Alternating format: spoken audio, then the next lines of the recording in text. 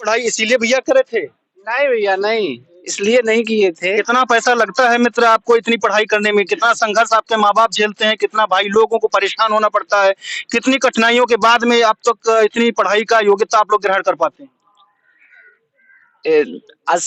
90 से 120 लाख, अरे 100 भैया ऐसे बोलो। चलो कोई बात नहीं, शायद माइक कोई बात नहीं है। एक्सप्लेन कीजिए कुछ आपके विचार जो है उनको आप बताइए, क्योंकि आप भी वो हैं, आप वो बनना चाहते हैं जो देश का निर्माण करेंगे। देश में नए नए छात्र जो प्राथमिक शिक्षा में आते हैं उनको आप नींव मजबूत करेंगे। नहीं, अपना हक सब रख रहे हैं, तो हमें नौकरी चाहिए, इसलिए हम यहाँ पे बैठे हैं। उनकी अपनी मांग है अपनी जगह, हमें शिक्षक आप एक नारा दे रहे थे। नमस्कार, मेरा नाम है स्मित तिवारी और आप देख रहे हैं जन उपकार न्यूज। मैं इस समय इको गार्डन लखनऊ में उपस्थित हूँ और लोगों की क्या मांगे हैं एक बार जो है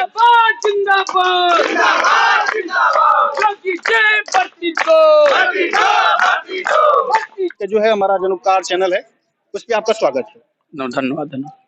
क्या मांगे हैं आपकी, जो आपको 10 दिन हो गया यहाँ पे धरना स्थल पे बैठे हुए? आपकी मांगे क्या, आप क्या चाहते हैं? हमारी मांगे नई प्राथमिक शिक्षक भर्ती का है और ये मांगे हम सब लगातार 5 वर्षों से उठा भी रहे हैं।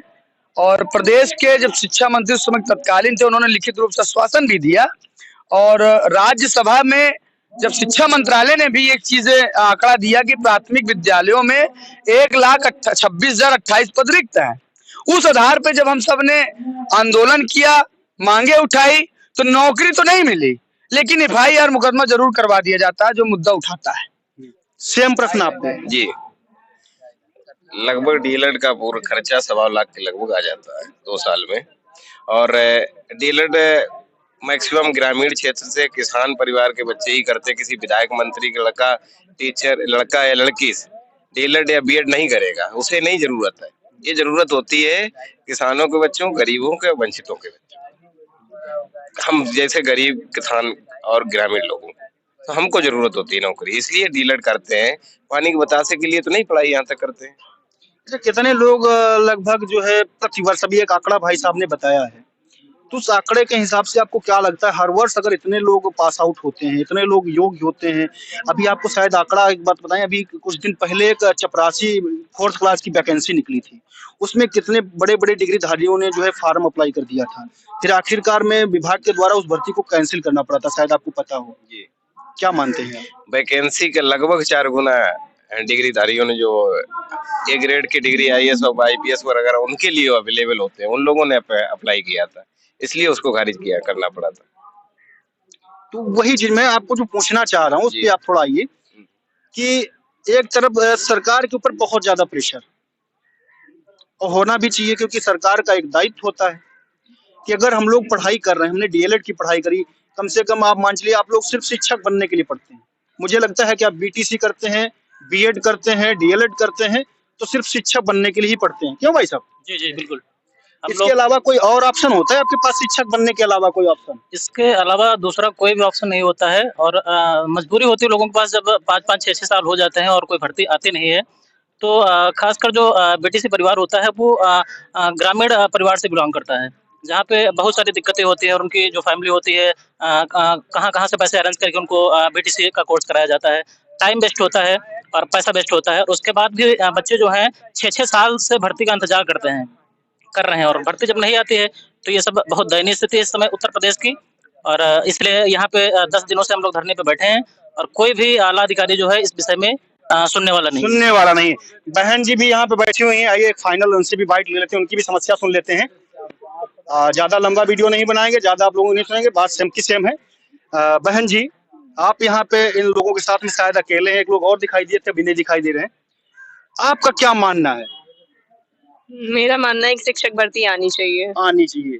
लेकिन आप शायद जब आप इस इको गार्डन में एंट्री किए होंगे, गेट के बाहर कम से कम 100-200 लोग बैठे होंगे एक बैरिकेडिंग के अंदर, उनको आपने देखा था?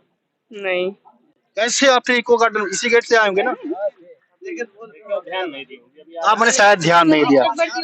हाँ, बहुत बिल्कुल आप बहुत सही जगह पहुंचे। नहीं, ऐसे बोलते कि हाँ एक धरना और था। हम मेन गेट पे वही एक है, गेट के बाहर। उनको पता है आपको कितने दिन हो गया वहाँ पे बैठे हुए? हाँ, शायद साल भर से कर रहे हैं वो लोग, ऐसा मांग कर रहे हैं कि हाँ। इन लोगों को लगभग समथिंग 600 दिन पूरे होने वाले हैं। 600 दिन यानी 2 वर्ष पूरे पूरे धरना पर बैठे हो गया है। और ये वो लोग हैं जिनको जो है शिक्षक भर्ती में चयन किया गया था, उसमें जो है इनके साथ आरक्षण घोटाले को लेकर के ये शिकार हुए। उसके बाद में हाई कोर्ट में केस हुआ, केस भी पास हुआ। उसके बाद में आदेश हुआ कि इन लोगों को नियुक्ति दी जाए। उसके बाद इन लोगों को लगभग 6 महीने से ऊपर का समय हो गया है। इसी प्रकार से आंदोलन करते हुए उनकी नहीं सुनी गई और वहीं आप नई भर्ती के लेकर के मांग पे बैठे हुए हैं। क्या लगता है?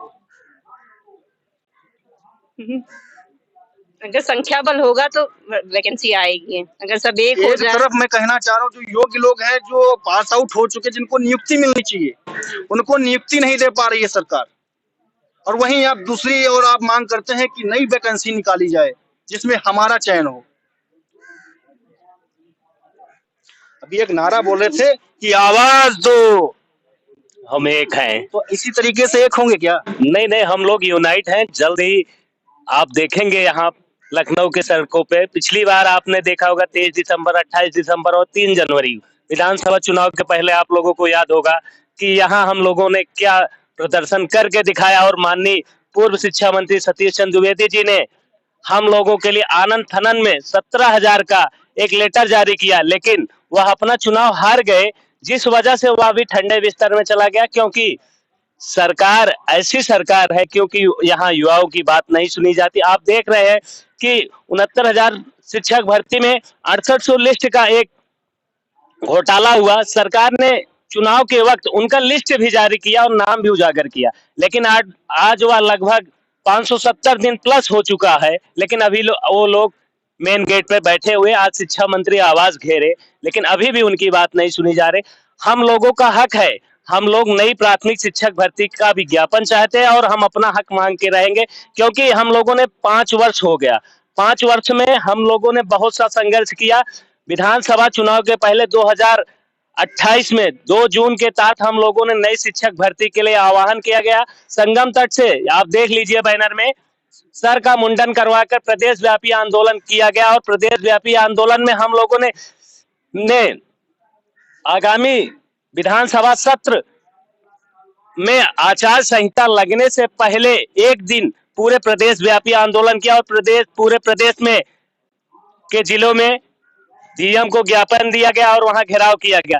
तब सरकार ने भी हमारी बात आश्वासन के तौर पर 17,000 पद के लिए आश्वासन दिया और लेटर भी जारी किया गया। 69,000 शिक्षक भर्ती में सरकार ने एक काउंटर लगाया था 51,112 सूबेदार सिंह बनाम राज्य सरकार कि अगर नेक्स्ट भर्ती दी जाएगी तो शिक्षा मित्रों के साथ और जितने भी हैं, हमारे पास एक लीगल डाटा है, इतना हम भर्ती कराएंगे।